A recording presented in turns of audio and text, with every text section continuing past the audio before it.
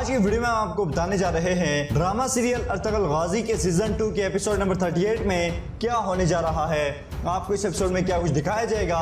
ناظرین، اس قسط کے شروع میں آپ دیکھیں کہ طبیب عارف سفید داڑھی والوں کے نام خط لکھتے ہیں۔ طبیب عارف لکھتے ہیں کہ ریاستوں کو بنانے اور گرانے والوں کے نام، اپنے فرض پر معمور عارف کی طرف سے سلام۔ پھر وہ لکھتے ہیں کہ ارطغرل صاحب نے تمام سازشوں کو ناکام بنا دیا ہے، انہیں سب دشمنوں کے خلاف فتح حاصل ہوئی ہے، اگر آپ کی اجازت ہو تو میں انہیں آپ سے ملوانا چاہتا ہوں۔ ناظرین، اس کے بعد آپ اس قسط میں دیکھیں کہ گندگدو ارطغرل اور ارطغرل کے سپاہی ایک خیمے میں بیٹھے کافی خوش نظر آ رہے ہیں۔ بامسی ہنس رہا ہے جبکہ ارطغرل اور دوحان بھی اسے دیکھ کر مسکرا رہے ہیں۔ اسی دوران گندگدو بامسی سے پوچھتا ہے کہ بامسی کیا بات ہے، تم بڑے خوش لگ رہے ہو، جس کے جواب میں بامسی کہتا ہے کہ جی بھائی میں بہت خوش ہوں، ان کافروں کا سر کاٹنے کے لیے میں انتظار نہیں کر سکتا۔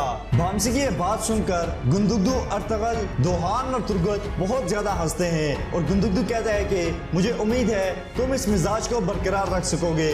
اسی دوران خیمے میں شیخ ابن العربی داخل ہوتے ہیں اور وہ تمام لوگ کھڑے ہو کر شیخ ابن العربی کو سلام کرتے ہیں۔ ارطغرل شیخ ابن العربی کو خوش آمدید کہتا ہے، جس کے جواب میں شیخ ابن العربی اس کا شکریہ ادا کرتے ہیں۔ ارطغرل شیخ ابن العربی سے کہتا ہے کہ آپ نے یہاں آ کر ہمیں شرف بخشا، جس پر شیخ ابن العربی ارطغرل کا شکریہ ادا کرتے ہیں۔ شیخ ابن العربی ان سب سے پوچھتے ہیں کہ بہادر نوجوانوں کیا حال ہے تم سب کا، جس پر وہ سب اپنے سینوں پر ہاتھ رکھ کے کہتے ہیں کہ اللہ کا شکر ہے۔ پھر دوحان شیخ ابن العربی سے کہتا ہے کہ حضور آج آپ ہمیں کون سی مفید نصیحت کریں گے، جس پر شیخ ابن العربی کہتے ہیں کہ فتوحات بہت قریب ہیں اور اب ایک ایک کر کے بہت سی فتوحات ہمارا انتظار کر رہی ہیں، اللہ کا حتمی پیغام آ چکا ہے اور اب دنیا ہماری فتوحات کو محسوس کرے گی، جس فتح کا ہمیں بہت عرصے سے انتظار تھا وہ اب زیادہ دور نہیں ہے۔ ناظرین، اس کے بعد آپ اس قسط میں دیکھیں کہ تیمور اپنے خیمے میں بیٹھا ہوا ہے۔ اسی دوران روشنی اس کے پاس آتی ہے اور اس سے پوچھتی ہے کہ کیا آپ کو کسی چیز کی ضرورت ہے، جس کے جواب میں تیمور روشنی سے کہتا ہے کہ مجھے صرف تمہاری ضرورت ہے، جب میں تمہیں دیکھتا ہوں تو میری ساری مشکلات غائب ہو جاتی ہیں۔ اسی دوران تیمور کے سپاہی صفدر اور باقر، جو نویان کے حملے میں بہت زیادہ زخمی ہو گئے تھے، وہ بھی قبیلے میں دوبارہ آتے ہیں اور وہ خیمے کے باہر آ کر تیمور کو آواز دیتے ہیں۔ تیمور ان کی آواز دیکھ کر خوش ہو جاتا ہے اور ایک دم سے کھڑا ہوتا ہے۔ اسی دوران صفدر اور باقر خیمے میں داخل ہوتے ہیں اور تیمور ان سے بہت پرجوش ہو کر ملتا ہے۔ پھر تیمور ان سے پوچھتا ہے کہ تم لوگ کیسے بچ گئے، جس کے جواب میں باقر کہتا ہے کہ ہم بری طرح زخمی تھے، میں نے اپنے حواس کھو دیے تھے، جب میں نے اپنی آنکھیں کھولی تو میں نے صفدر کو دیکھا، وہ آیا، مجھے ڈھونڈا اور اس گاؤں میں لے گیا۔ باقر کہتا ہے کہ ہم پوری طرح صحت یاب ہونے تک اسی گاؤں میں رہے، پھر ہمیں 2 گھوڑے ملے اور ہم واپس قبیلے آ گئے۔ پھر صفدر کہتا ہے کہ بھائی غدار کو جبش کے ساتھ جو کچھ ہوا وہ اسی چیز کا مستحق تھا۔ ناظرین، اس کے بعد آپ دیکھیں کہ نویان اپنے پڑاؤ میں موجود ہے۔ اسی دوران تنگوت وہاں آتا ہے۔ نویان تنگوت سے کہتا ہے کہ تنگوت مجھے کوئی اچھی خبر دینا، جس پر تنگوت اس کو وہ معلومات دیتا ہے جو اس نے دلی دمیر اور حلیمہ سلطان سے حاصل کی تھی۔ نویان جب اس معلومات کو دیکھتا ہے تو خوش ہو جاتا ہے اور تنگوت سے کہتا ہے تنگوت تم نے آخرکار ثابت کر دیا کہ تم میرے سب سے وفادار آدمی ہو، سمرتکن نے جو ہم سے چھینا تھا وہ میرے پاس تم واپس لے کر آ گئے ہو۔ پھر تنگوت نویان سے کہتا ہے کہ سمرتکن نے ہمارے اوپر حملہ کیا اور ہمارے سپاہیوں کو مار دیا، سمرتکن حلیمہ اور لوہار کے ساتھ ہے اور وہ کونیا گیا ہے۔ ناظرین، اس کے بعد آپ دیکھیں کہ کائی قبیلے کے سپاہی اور دودرگا قبیلے کے سپاہی مشقوں والے میدان میں جنگی مشقیں کر رہے ہیں۔ اسی دوران ارطغرل اپنے سپاہیوں کے ساتھ مشقوں والے میدان کی طرف آتا ہے۔ جب داؤد ارطغرل کو آتے ہوئے دیکھتا ہے تو وہ سپاہیوں کو آواز دیتا ہے اور سپاہیوں سے کہتا ہے کہ ارطغرل صاحب آ رہے ہیں، ہوشیار ہو جاؤ، جس پر وہ سپاہی ارطغرل کے عزت و احترام میں صف بندی کرتے ہیں۔ دوحان ارطغرل سے پوچھتا ہے کہ بھائی ہمیں سپاہی کا اختیار کب واپس ملے گا، جس کے جواب میں ارطغرل دوحان سے کہتا ہے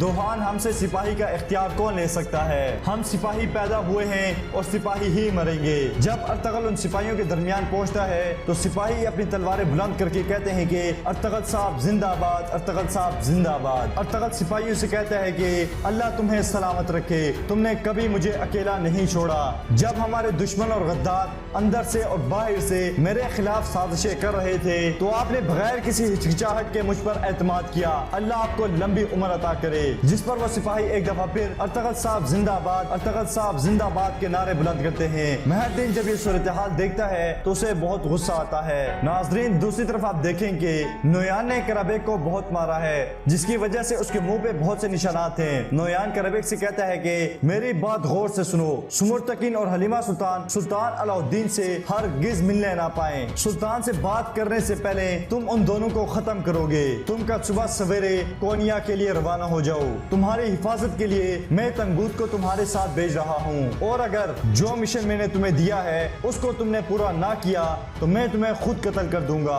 इसके बाद नोयान कलाबे को लात मारता है और कहता है यहाँ से दफा हो जाओ। नाजरीन, इसके बाद आप देखेंगे तंगूत नोयान के खेमे में बैठा है और वो नोयान की तरफ से की गई ज्यादतियों को याद कर रहा है। तंगूत अपने आप से कहता है, नोयान तुमने अपने ही सिपाहियों को मरवाने के लिए छोड़ दिया, अब तुम्हें फतह कभी नहीं मिलेगी। तंगूत कहता है कि नोयान मैं तुमसे तब तक जंग करता रहूंगा जब तक तुमसे सालारी का ओहदा ले नहीं लिया जाता। नाजरीन, इसके बाद आप देखें कि आलिया और महरदीन एक खेमे में खड़े हैं। आलिया महरदीन से कहती है कि जिरगा शुरू होने वाला है, जिसके जवाब में महरदीन उसको कहता है कि मुझे पूरा यकीन है कि एक बार फिर अर्तगल हमारे सारे मंसूबों पर पानी फेर देगा। जिस पर आलिया कहती है कि खुशनूद भी पूरी तरह से बदल गया है, वो दिन और रात सिर्फ अर्तगल की बात करता है।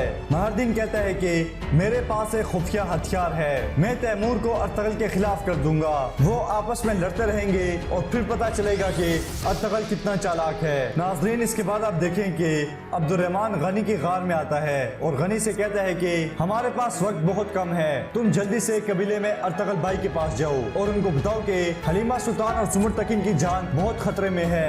इसके बाद आप इस किस्त में देखें कि सिपाहियों की सरबराही के लिए जिरगा हो रहा है। सरदार खुशनूद और हाइमा खातून सरदारी नशिस्त पर बैठे हुए हैं। सरदार खुशनूद अल्लाह के बबरकत नामों से जिरगे का आगाज करते हैं। फिर सरदार खुशनूद कहते हैं कि हम बहुत मुश्किल दिनों से गुजरे हैं, दुश्मन हमारे बहुत करीब आ चुका था। अर्तगल साहब का शुक्रिया जिनकी वजह से हमने तमाम साजिशों के खिलाफ फतह पाई। ये सुनकर तैमूर को बहुत गुस्सा आता है। फिर सरदार खुशनूद कहते हैं कि यहाँ अब हम अम्मा हाइमा के दरख्वास्त पर इकट्ठे हुए हैं। सरदार खुशनूद कहते हैं कि मैं अर्तगल साहब को अपने साथ देखना चाहता था। फिर सरदार खुशनूद हाइमा खातून से कहते हैं कि बात शुरू करें। फिर हाइमा खातून कहती हैं कि दुर्दुर्गा और काई कबीले के मोतबर सरदारों, मंगोलों के हमारे कबीले पर हमले के बाद हमने दोनों कबीलों के सिपाहियों को किसी एक के ज़ेरे निगरान रखा था। मैं आपको ये बताना चाहती हूँ कि हम अब भी इस फैसले की हिमायत करते हैं। फिर सरदार खुशनूद हाइमा खातून से पूछते हैं, तो फिर अब आप क्या चाहती हैं? जिस पर गुंदुगदू कहता है कि जिस दिन जिरगे में अर्तगल साहब से उनका इख्तियार और जिम्मेदारियां छीनी गई, उस दिन से हम देख रहे हैं अर्तगल साहब ने जो भी कहा सच साबित हुआ। आप इस बारे में क्या सोचते हैं? जिस पर वहाँ मौजूद सरदार कहते हैं कि हाँ ये सच है, अर्तगल साहब ने जो भी कहा वो सच साबित हुआ। ये सुनकर तैमूर कहता है कि और अब आप पछता रहे हैं कि आपने मुझे सिपाहियों की सरबराही क्यों दी थी? जिस पर गुंदुगदू कहता है कि नहीं, बिल्कुल नहीं, मगर अगर अर्तगल यहाँ होते तो ये कभी ना होता। फिर गुंदुगदू कहता है कि दुश्मन वैशी हो चुका है, हम सब जानते हैं कि सूरत हाल गंभीर है। फिर हाइमा खातून कहती हैं, हम किसी पर कोई इल्जाम नहीं लगा रहे, हम सिर्फ इतना चाहते हैं कि ऐसे इकदाम उठाए जाएं जिससे कल ये दोबारा ना हो। जिस पर तैमूर कहता है कि आप मुझसे सिपाहियों की सरबराही वापस लेना चाहते हैं। ये सुनकर अर्तगल कहता है कि बराए मेहरबानी हमारी दरख्वास्त है कि सिपाहियों की कमान हमें वापस दी जाए। ये सुनकर तैमूर कहता है कि आप इस मौके का फायदा उठाना चाहते हैं ताकि आप और मजबूत और ताकतवर हो जाएं। जिस पर अर्तगल तैमूर से कहता है, तैमूर क्या आपको पता है कि ताकत और मजबूती कहते किसे हैं? अपने गुस्से और हैबत को एक तरफ रखकर इस्तिकामत से अपनी मंजिल की तरफ रवा दवा रहना। फिर अर्तगल कहता है कि जनाब तैमूर की जिम्मेदारी थी कि वो सिपाही को मजबूत और मुत्तहिद रखे, मगर तैमूर साहब इसमें बिल्कुल कामयाब नहीं हो सके। नोयान ने इस मौके का भरपूर फायदा उठाया और भाइयों को भाइयों से मरवाया।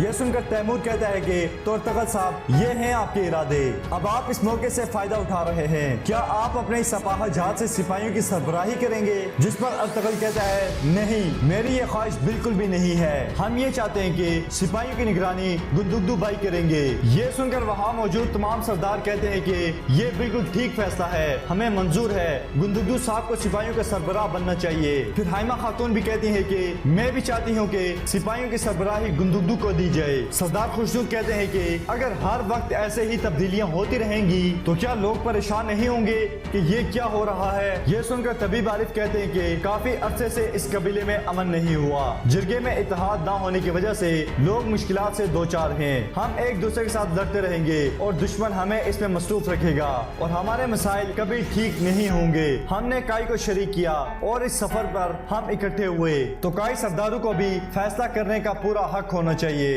یہ سن کر مہر الدین کو بہت غصہ آتا ہے۔ سردار خوشو طبیب عارف کی اس بات پر کہتے ہیں کہ تو ٹھیک ہے، جرگے کے سرداروں کو ہی کوئی فیصلہ کرنے دیا جائے۔ پھر سردار خوشنود کہتے ہیں کہ جو سردار چاہتے ہیں کہ سپاہیوں کی نگرانی گندگدو صاحب کریں وہ ہاتھ اٹھائیں، جس پر سب سے پہلے ارطغرل اپنا ہاتھ اٹھاتا ہے اور اس کے بعد باقی کئی سردار بھی اپنے ہاتھ اٹھاتے ہیں اور پھر حائمہ خاتون بھی اپنا ہاتھ اٹھاتی ہیں اور اس کے بعد سردار خوشنود بھی اپنا ہاتھ اٹھا دیتے ہیں۔ سردار خوشنود جب ہاتھ اٹھاتے ہیں تو تیمور کو بہت دکھ ہوتا ہے اور اس کے بعد طبیب عارف بھی اپنا ہاتھ اٹھاتے ہیں۔ جب سردار خوشنود اور طبیب عارف اپنے ہاتھ اٹھاتے ہیں تو درگا قبیلے کے بھی بہت سے سردار اپنا ہاتھ اٹھا لیتے ہیں اور پھر مہر الدین بھی ادھر ادھر جھانکنے کے بعد اپنا ہاتھ اٹھا لیتا ہے اور اس طرح اکثریت گندگدو کو سپاہیوں کی سربراہی دینے کی حمایت کرتی ہے اور اس کے بعد گندگدو کھڑا ہوتا ہے اور کہتا ہے جن لوگوں نے مجھے سپاہیوں کی سربراہی کے لائق سمجھا اللہ آپ سب کو سلامت رکھے۔ پھر گندگدو کہتا ہے کہ آپ سب بے فکر ہو جائیں، میں کائی اور درگا قبیلے کے سپاہیوں کو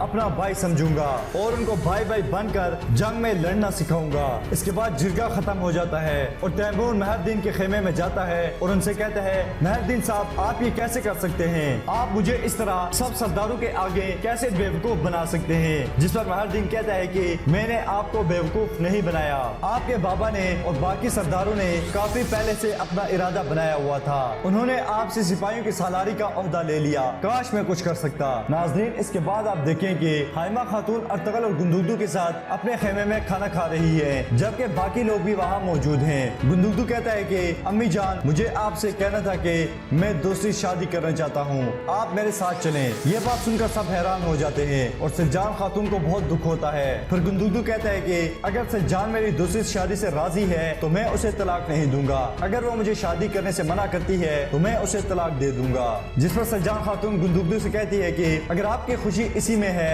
اور آپ اولاد چاہتے ہیں اور خاندان بنانا چاہتے ہیں تو میں آپ کی خوشی میں خوشی خوشی راضی ہوں۔ حائمہ خاتون گندگدو سے پوچھتی ہیں کہ وہ لڑکی کون ہے جس سے تم شادی کرنا چاہتے ہو؟ جس پر گندگدو کہتا ہے کہ وہ گونچا گل ہے۔ پھر گندگدو کہتا ہے کہ مجھے خوشی ہوگی اگر آپ مہر الدین کو پیغام بھجوائیں تو وہ کل یہاں آ جائیں گے۔ حائمہ خاتون کہتی ہیں کہ اگر تمہاری یہی خواہش ہے اور سجان بھی اس میں راضی ہے تو ہم تمہیں اس چیز کی اجازت دیتے ہیں۔ امید ہے ناظرین اس قسط کے آخر میں آپ دیکھیں کہ ارطغرل اپنے خیمے میں نماز پڑھتا ہے اور پھر دعا کرتا ہے اے اللہ میرے دشمنوں کو مجھ پر کبھی حاوی مت ہونے دینا، مجھے قوت عطا کر تاکہ میں ہماری بکھری ہوئی امت مسلمہ کے لیے لڑ سکوں، ہمیں خود سے کبھی دور مت کرنا تاکہ ہم دشمنوں کا شکار نہ بن جائیں، اے اللہ ہماری مدد کر تاکہ ہم تیرا نظام پوری دنیا میں پھیلا سکیں۔ اس کے بعد ارطغرل کی غار میں غنی اور ارطغرل کے سپاہی داخل ہوتے ہیں۔ غنی ارطغرل سے کہتا ہے کہ سپاہی عبد الرحمن نویان کی طرف سے ایک خبر لایا ہے، حلیمہ سلطان کی جان خطرے میں ہے، نویان نے حلیمہ سلطان کو مارنے کے لیے قرابیگ کو حلیمہ سلطان کے پیچھے بھیجا ہے۔ یہ سن کر ارطغرل کو بہت غصہ آتا ہے۔ اس کے بعد ارطغرل گندگدو کے پاس جاتا ہے اور گندگدو سے کہتا ہے بھائی مجھے جانا ہوگا،